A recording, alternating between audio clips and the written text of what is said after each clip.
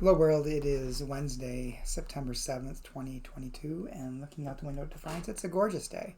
Blue skies, sunshine, I think it's going to be close to 80 today, but then cool again tonight, so open windows time. It's my favorite time of year. The devotion for today is entitled Idle by Quinn Caldwell. Quinn bases the devotion upon Psalm 135, verses 15 through 18, New Revised Standard Version. The idols of the nations are silver and gold, the work of human hands. They have mouths, but they do not speak. They have eyes, but they do not see. They have ears, but they do not hear. And there is no breath in their mouths. Those who make them and all who trust them shall become like them. And then Quinn writes, Papa? I hear my 7-year-old calling curiously from upstairs, where we're supposed to be playing Legos. I told him I'd be right back, and I meant it when I said it, but I glanced at the clock on my phone and realized that was like 15 minutes ago. I've been hiding in the bathroom all this time, scrolling through Facebook. I'm hiding in the bathroom because, you see, I'm a good parent, and I know that bad parents stare at their screens all day while their parents watch them watching their screens and so learn from their parents' bad examples. Therefore, to set a good example, I hide in the bathroom to stare at my screen, so my son won't see me do it. Instead, he will simply wonder why I've ditched him. The Bible is full of warning against worshiping idols, but Psalm 135 names the scariest of all the reasons. You become like what you worship. If the psalmist is right, then I am in real danger here in the bathroom of becoming like this sleek little God, loud with nothing to say, flashy with no beauty, outraged with no action, funny with no compassion, promising with no fulfillment. Papa, what are you doing? He yells from upstairs. And because even I can sometimes manage to hear the word of the living God and the voice of the prophet, I dash my idol against the stones, also known as putting it in airplane mode, and head upstairs to try to be present, aware, loving, deep, and real, like the one I'd actually rather be worshiping. And the prayer. God save me from becoming clickbait. Well, a couple things this devotion made me think of is,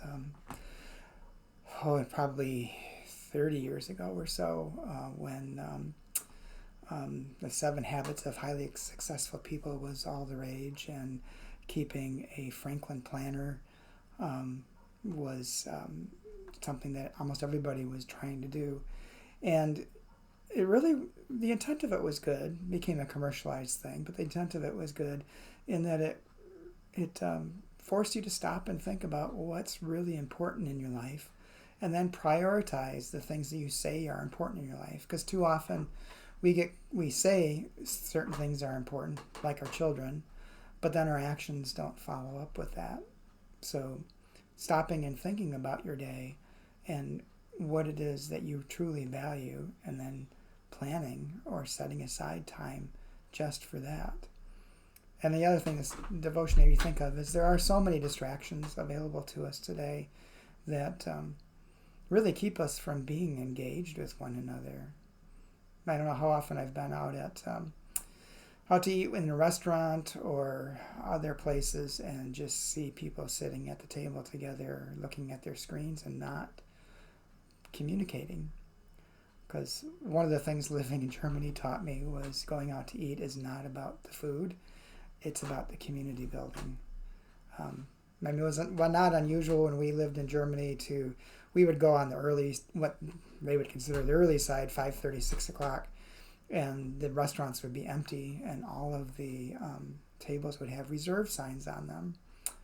And we said, is there nothing available? All we really want to do is eat. And they kind of looked at us quizzically and said, are you sure? Because these are reserved. And so what time are they reserved for? Well, 8 o'clock. Well, it's 6 o'clock now. We'll be gone before they ever come. Because in Germany, having a meal was about community. It was about the people you went out with, not about the food. A little bit about the food, but mostly about the community building. And I think that's something we have to keep in right before us, and continue to focus on that. Hope you have a good day, and I hope to talk to you again tomorrow.